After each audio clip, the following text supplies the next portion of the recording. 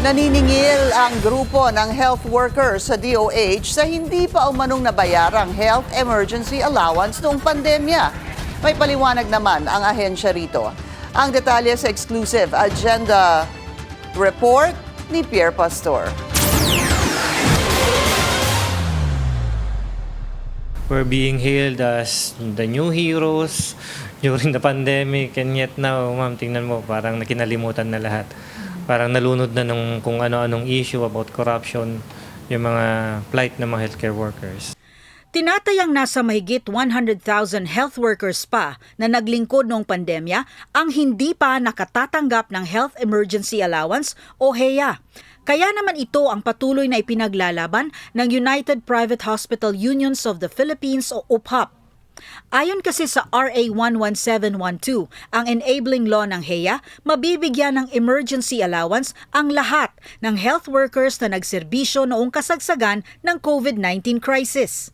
Section 4 states that all healthcare workers and non-healthcare workers, regardless of employment status, maparegular ka, outsourced personnel or barangay health worker, basta nagkaroon ka ng parte doon sa paglaban ng COVID-19 before, you are entitled to that benefit po ng health emergency allowance. Hindi nila sinunod yung batas ayon sa pagkakadesign niya.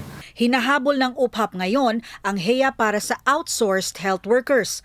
Karamihan sa kanila ay mula sa private hospitals. Dahil lang po na siguro private na hinuhuli kami doon sa pagbigay po ng benefits na yun. Pero kung tutuusin po, ma'am, pare-pareho naman po kaming naghirap noong pandemya.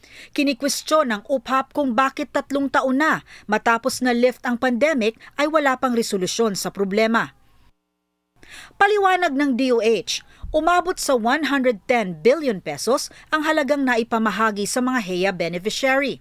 Kaya lang, marami raw ang humabol na claimants. Maraming health facilities, lalo na mga private, na huling nagbigay ng kanilang listahan ng health workers na nagserbisyo noong pandemya. Ilang beses daw nagbigay ang DOH ng palugit sa deadline ng pagsumiti ng listahan.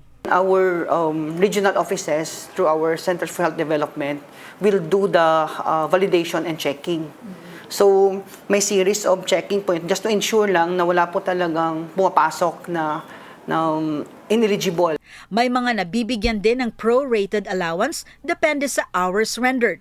Nagtalaga rin ng grievance board kung saan maaring umapila ang mga health worker.